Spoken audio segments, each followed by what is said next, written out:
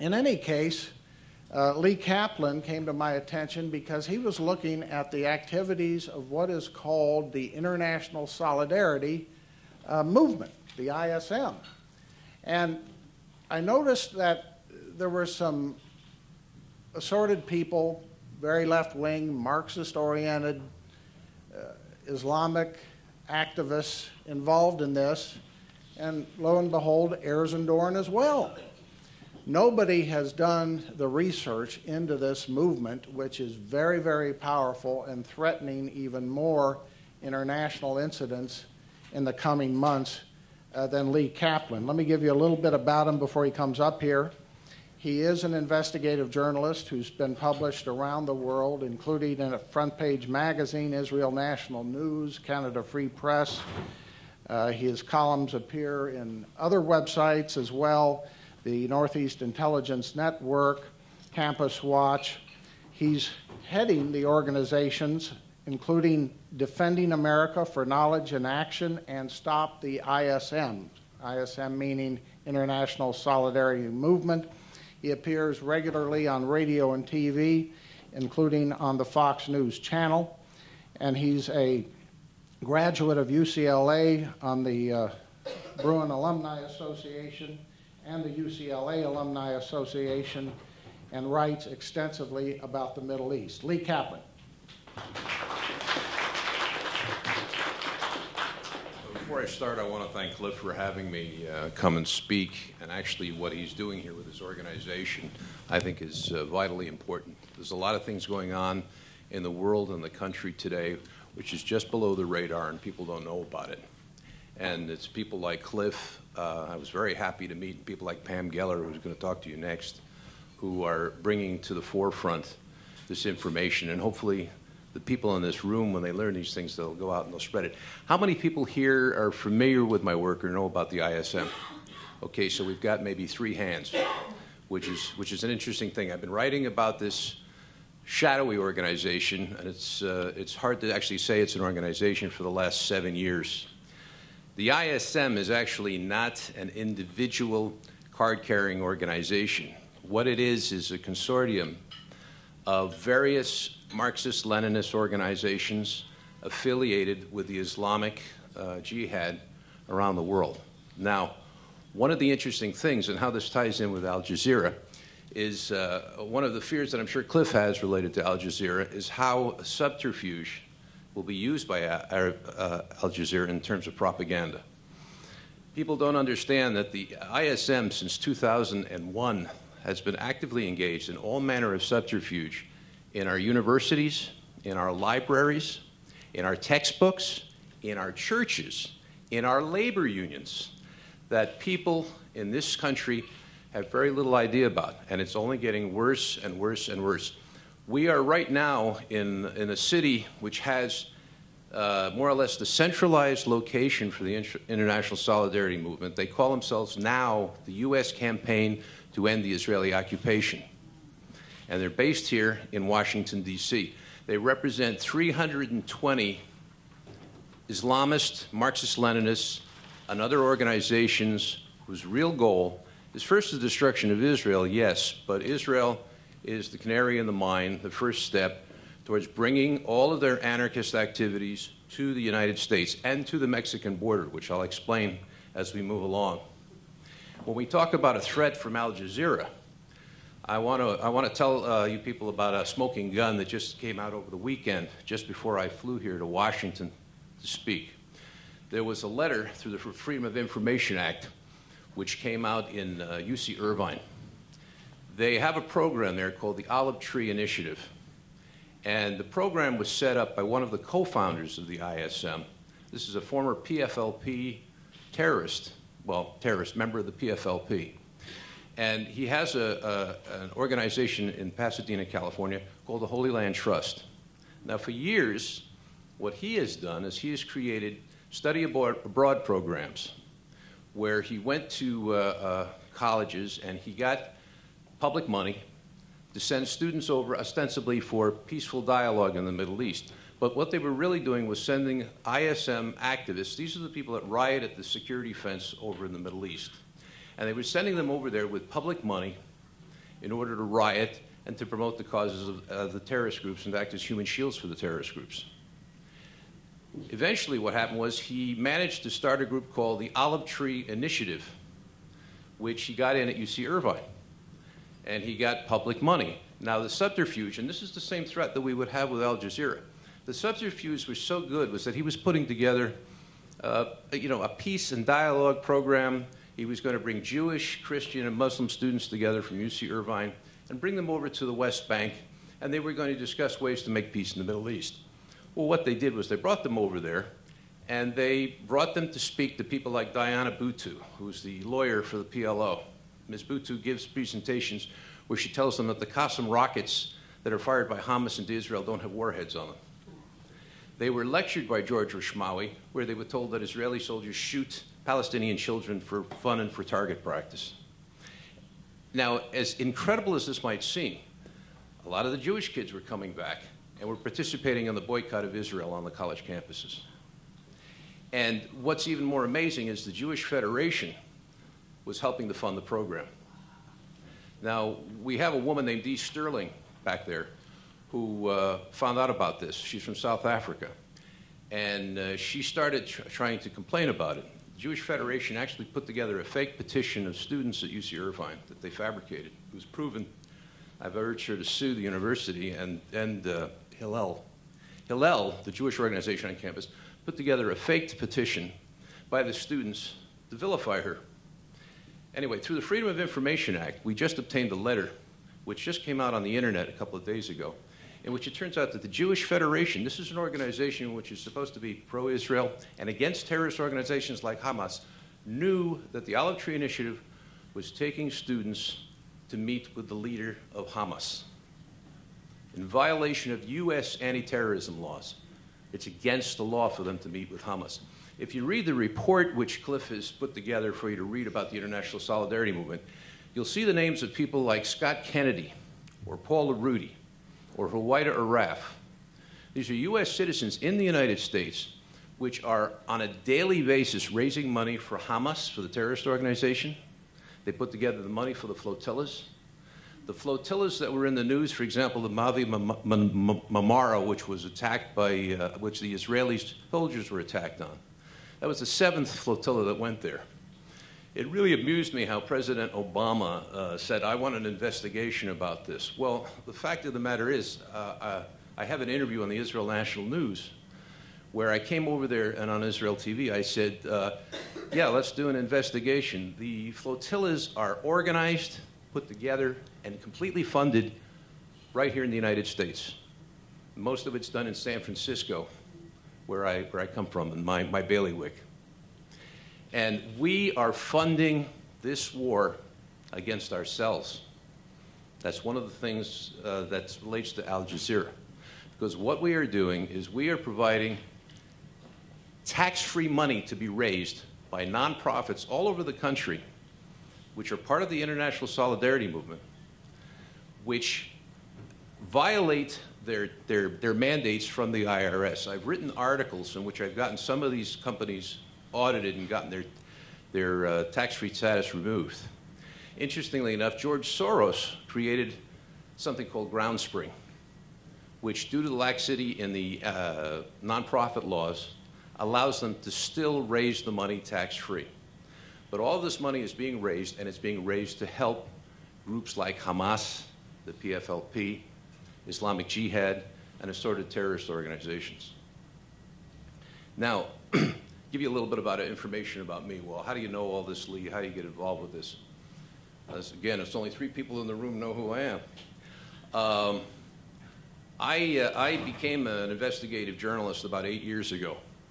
And how I got involved with the ISM was I was told about an ISM training session where they were recruiting activists to go over and participate with rioting and interference with the Israeli army on the West Bank. And what I did was I dyed my hair black, and I dyed my eyebrows black, and I colored my skin. And I went in as a Pakistani. I did an accent. I used to be an actor in my 20s, a million years ago. And I attended their training session. I had hidden cameras. I took pictures of everybody. I recorded the whole training session. And believe it or not, when I had all that information and I had a full report, I took it to the Israeli consulate, and they slammed the door in my face. And the reason why they slammed the door in my face, I'm sure, is that they didn't want to be accused of spying on American citizens. However, I turned the report over to the intelligence services over in Israel. Every one of those ISM activists was arrested when they got to Israel. The leader and trainer of the group, they actually had a communist attorney in Israel who was trying to get her into the country because she was of Jewish descent, which I'll touch on Jews in the ISM later on. Ultimately, my report was used as evidence in the Israeli Supreme Court, and she was deported also. Since that time, I've devoted the last 8 years mainly to going undercover at ISM conferences and functions in the United States, especially at U.S. college campuses. I can tell you that I have actually gone to seminars where they talk about how to put a good face on suicide bombings, how to deconstruct in the American market opposition to terrorism. I attended at one session in Ohio State. It was a young woman named Fatima Ayub, who was a student right here at Georgetown. She was planning to go to work in the U.S. State Department. I believe it was my exposés and my contacts with the government that ultimately prevented her from doing that. And oddly enough, today, this recent graduate from college is now on the board of directors of Human Rights Watch. So, you know, you have this infiltration going on. And you might say, well, it's just freedom of speech. I mean, aren't they allowed to put out their point of view? Well, let me put it to you this way. If you look at the Second World War, England was more or less the aircraft carrier for the United States against the Germans on the European continent. And we have the same situation with Israel today. Now, over the years, I've attended ISM conferences which are usually held at American universities. And the reason why they're held at the universities is because they are taxpayer-supported institutions. So any dollars that are put into these projects at the taxpayer institutions usually get matched by the taxpayer. And at these things, they do all manner of advertising, which is actually not just against Israel, but also against our troops overseas, supporting the enemies. Now, if you read the report that Cliff has handed out to you, it mentions Medea Benjamin and Global Exchange. How many people here know about Medea Benjamin and Global Exchange? All right, so we've got maybe 3 people out of the entire room. And I know Pam knows who she is. All right, Medea Benjamin she was born Jewish. Her real name is Susie Benjamin. It makes you wonder about a woman who would change her name to Medea, who murdered her own children in Greek mythology. But she started the group Global Exchange, which is a nonprofit in the San Francisco Bay Area.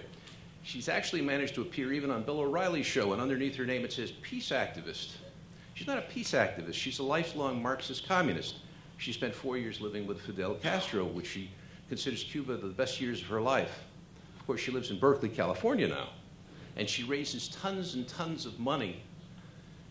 Aside from money that she may be getting from Arab interests, she gets money also from all the 60s leftists, anti-war people, everything from back in the 60s.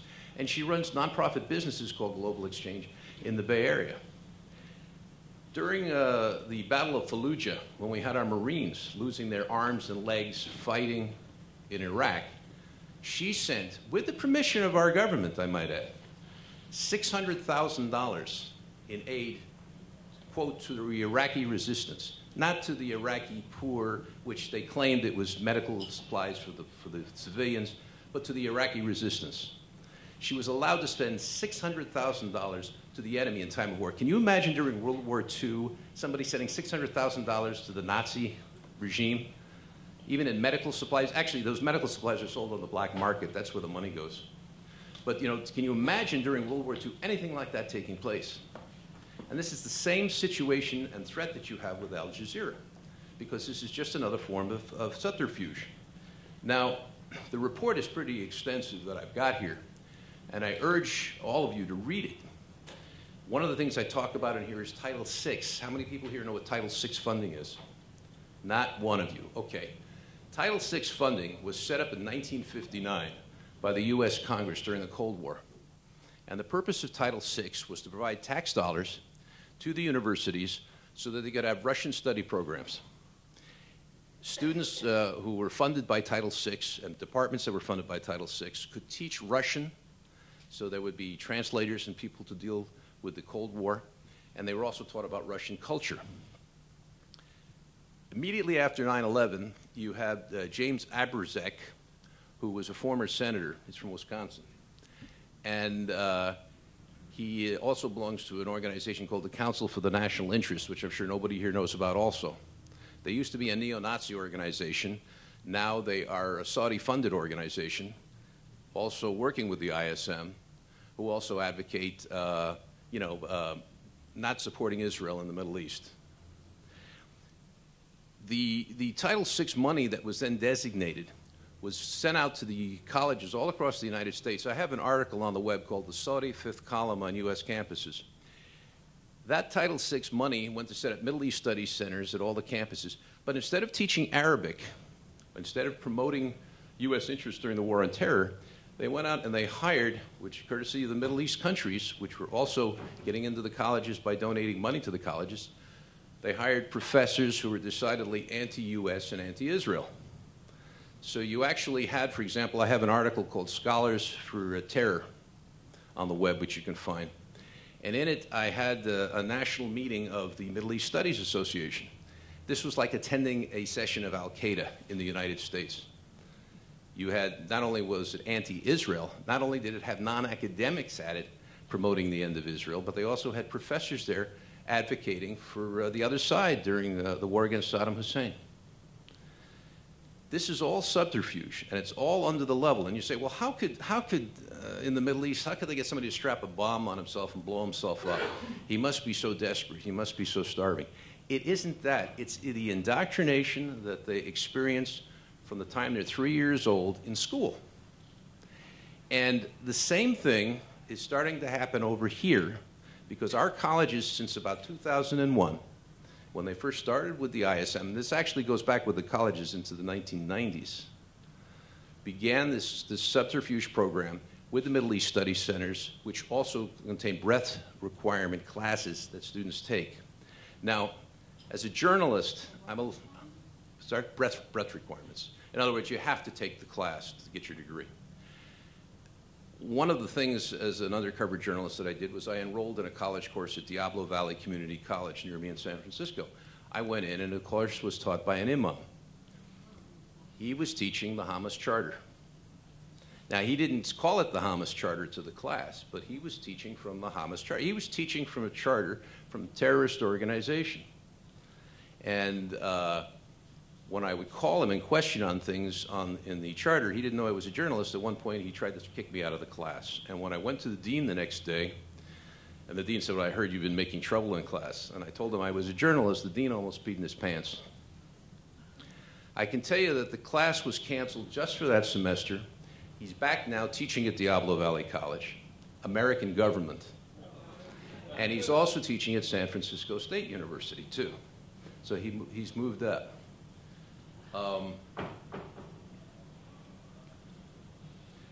One of the things I want to get clear, and I want on the record here at this speech, is that there are certain people who are leaders of the ISM in the United States who must be put in prison. One of them is a man named Paul LaRudy, who is in the San Francisco Bay Area. I have pictures of him here in the report that Cliff is handing out, and I urge you all to get a copy of it. Paul LaRudy, if you actually go through the report, there are photographs of Paul LaRudy shaking hands with the leaders of Hamas. He was part of the Gaza flotilla, and receiving gold medals from the Hamas leadership. Another man is named Scott Kennedy, who was the mayor of Santa Cruz, California. He has an organization which is part of the ISM called the Resource Center for Nonviolence, which is also tax-free, raises money, called the Eschaton Foundation.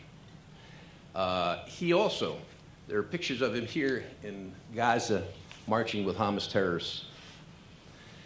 Now, what these people do is against the law. But our government, and I don't care if you're Republican or Democrat, does not enforce the law. You all probably know that President Obama just gave another $550 million, ostensibly, to Gaza and to Hamas in the West Bank. Now, they don't say it's for Hamas. They say it's for non-governmental organizations. But these non-governmental organizations are all run by Hamas. And the money is fungible. Once it gets over there and it's in the Arab bank account, you have no way of knowing what's going on with it. Now, you say, how are they doing this subterfuge? What has this got to do with Al-Jazeera? Well, let me explain how they got into the colleges here in the United States. They started an organization, the PLO did, called PASHA, the Palestinian Academic Society for the Study of International Affairs. I talk about it in the report. What PASHA does is it takes Arab students, Palestinian students who have a good command of English, and they send them to colleges all over America. They don't let them pick where they go to school, and they don't let them pick what they're going to major in. But they give them a chance to have a U.S. education. At the same time, they are assigned to get on the student newspapers. They're assigned to do those weekly demonstrations. I don't know how many of you go to a college campus every week, but almost every week lately, you'll see a checkpoint demonstration or an Israeli Apartheid Week demonstration or something like this. This is all organized. This is not a grassroots thing. This is all organized abroad. In fact, we just managed to get a lawsuit started at UC Berkeley where a Jewish student was assaulted by one of the members of the Students for Justice in Palestine there. One of the things they did was use information from one of my articles in which I brought out pictures showing these students carrying machine guns on campus and stopping students on their way to class and telling them, well, this is what it's like in Israel. You know, they constantly break the law, and the government doesn't do anything about it. Part of it has to come from Saudi influence, part of it comes from money, part of it's just laziness on the part of the government. But bringing in Al-Jazeera is just another weapon in what they're doing. In fact, some of the correspondents that I've seen on Al-Jazeera television have been ISM activists who later got a job with Al-Jazeera because they speak English and they'll do the propaganda for them. How much time do we have? Okay. As I started to say, there are two people. I want you people to go on the internet when you go home. One, her name is Huwaida Arraf. It's Huwaida Arraf. Now, she is one of the co-founders of the International Solidarity Movement. She is also the person, one of the two key people who organized the flotillas, which have been in the news, creating international incidents related to Israel and Hamas. The other one is Paul LaRudy. Both of these people are constantly raising money for the flotillas, and they do it in violation of their 501c3 mandates. And the IRS looks the other way. Whether it's because they don't understand the Israeli-Palestinian conflict, or they don't want to get involved, or they just don't care, or it's from pressure from up in the White House, I can't say. But I can tell you that they constantly do it. At one point, when I wrote about some of these organizations, they took away their nonprofit status. But they found other ways to get around the corner by running it through another nonprofit. If you go to the website for the U.S. campaign to end the Israeli occupation, you'll see they have 320 ISM-affiliated groups across the United States, and they call themselves different things. They're in the churches. They have Sabeel Ecumenical Society, which passes itself off as a Christian organization which wants Israel dismantled and preaches a new theology. The American Library Association has a group in it that promotes Marxist-Leninist ideology, but also promotes the Palestinian cause. So they promote it in textbooks in your public libraries and your school libraries. You can even find Jewish organizations that they have managed to infiltrate. Now, I went to conferences at Ohio State, at Duke University, and each one I was disguised. Most of the time I was disguised, I looked like an Arab or a Taliban. But the fact is, I got into planning meetings, as crazy as it sounds that I made myself up to look like that. I got into planning meetings and I listened. And they actually had sessions where they talked about how to infiltrate Jewish groups in the United States with the purpose of deconstructing American Jewish support for Israel. Now, the best example... Yeah, ISM conferences. They called them Pal Solidarity Conferences. Ultimately, to give you an example of how successful they've been with that, they had a film festival, the Jewish Film Festival in San Francisco, And Paul Arudi was actually there, and the room was filled with ISM activists, and they were supposedly passing themselves off as members of the Jewish community. They actually got Jewish funds to bring Rachel Corrie's mother to watch an anti-Israel film screened about supposedly how her daughter was murdered. Now, if you go on the web and you look at a website called stinkyjournalism.com, you'll see that in 2006, I debunked the whole Rachel Corrie death story, in which it was maintained that she was murdered by the Israelis by a bulldozer killing her when she stood in front of a Palestinian home. She was killed by a bulldozer in a combat zone. However, I show how they manipulated photographs in Photoshop. Now, there's a trial going on in Israel right now that I was called in as an expert to help the IDF. They established in the trial already that she was not killed protecting a house. Yet the U.S. campaign to end the Israeli occupation is putting out emails and has on their website today a big solicitation for donations. Give us money to sue Israel and go after Israel and demonstrate on the campuses and do all this stuff because Rachel Corrie was killed protecting a Palestinian home. Well, she wasn't killed protecting a Palestinian home. She was a Palestinian advocate in the ISM, an anarchist. And actually, I have a recording of one of the ISMers who was with her in which he admits that they were there helping, acting as human shields for the armed terrorists to draw fire on Israeli soldiers. But none of this is getting out in the media. How are we doing on time? Okay. Well, I'll wrap it up. I'll wrap it up now. I've just scratched the surface here because, like I say, I've got 8 years of this stuff. But, you know, the international solidarity movement, I believe, is a bigger threat than the armed terrorists because what they've done in the last 8 years is they've gotten into every social aspect of American society. They are in the colleges, they are in the libraries, they are in the unions, they are in the tech. Al-Jazeera, this campaign with Al-Jazeera, this is all part of a grand plan.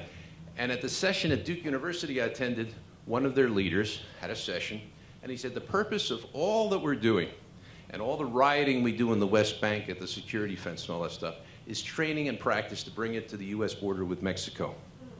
And ISM leaders have actually met with Subcomandante Marcos, who is the head of the Zapatistas in Mexico. Anybody here ever hear of the Zapatistas? It is a Mexican terrorism gang. They are meeting with the Zapatistas. If you read the news, you see about the riots that the ISM conducts against the security fence. They call it an apartheid wall, which is a total bastardization of the purpose of the fence because it keeps out suicide bombers. They are planning to do that here on the Mexican border. Anyway, I urge you to look at the report. If anybody has questions for me outside, I'll be glad to talk to you. All right.